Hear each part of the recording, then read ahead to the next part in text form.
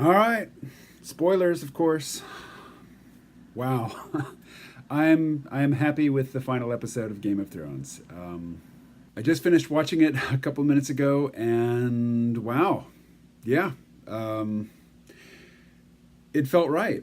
It seemed like it should have been the 10th and final episode of this season, and the middle shouldn't have been so rushed. But I like how they wrapped up the whole Mad Queen, storyline pretty quickly, and then they took a good long time for the denouement and to let us know, what happens to each and every one of the main characters.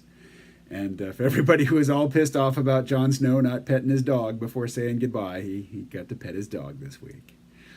Wow, what else to say? I loved, I loved when they took, there's that gap of several weeks, and Grey Worm drags, no, it doesn't drag him, but, takes Tyrion to the dragon pit to be judged.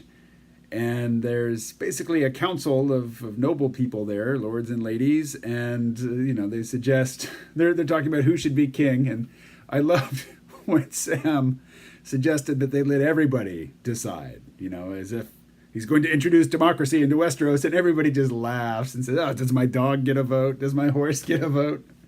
Just the idea that the common people are at all worth listening to, or deserve any sort of consideration when it comes to matters of state. They were not there yet. The folks in Westeros were not ready to take that step, but they took a step sort of towards it. They've done away with dynastic succession, and each king or queen will be appointed to that position for life, but their children will not inherit the throne. I think it's a pretty good step in the right direction. Jon Snow, Aegon Targaryen, gets to be King of the North beyond, a king beyond the wall, King of the Wildlings. I like that. That's a good ending for him.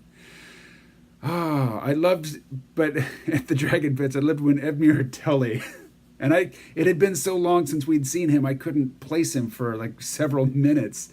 But he gets up and starts talking about, how the events of this whole saga have given him some perspective and some skills at statecraft. And then it was in that speech I realized who he was. It's like, oh, you've been a doofus this whole time. You're still a doofus. You're an older, very handsome doofus, who's got a bit of gravitas, but everybody knows you have no chance whatsoever of rising to the challenge of sitting on the Iron Throne, which by that time no longer existed. Loved the resolution with Jon and Drogon. I don't really need to say a whole lot about it, other than I think the writing was on the wall when Jon walked up to the Red Keep, and Drogon, covered with ash or snow, sort of looks like, just rubble, and he stirs and he looks at Jon as if to challenge him. And I don't know how intelligent the dragons are, how abstract they think, but Drogon destroying the Iron Throne there, in anger and in grief at the death of Daenerys, that strikes me as a fairly symbolic act, which makes me think the dragons are pretty sophisticated intellectually, cognitively, and that quite likely Drogon knew that Jon would be killing Daenerys, or there was a possibility of it, and maybe because Jon was a Targaryen and the dragon recognized that, he let him pass. I don't know, but this episode set a very good somber tone with which to depart. But also the beginning, I was just miserable. I mean, I liked it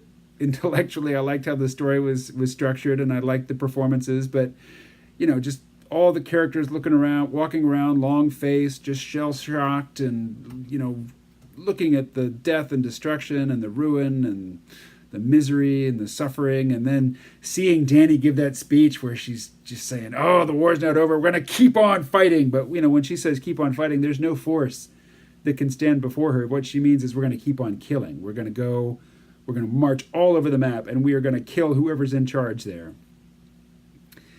And yeah, she thought that she was righteous. She thought that she was a good person with a good and noble aim, and every victory cemented that delusion in her mind. So anyway, obviously I liked it. I thought it was a proper send-off. I thought that the 5 episodes before it should have been 9 episodes, but we got what we got. And given where episode 5 left off, given where episode 6 had to start, I'm completely satisfied with where they took it from that point to the end. That is all.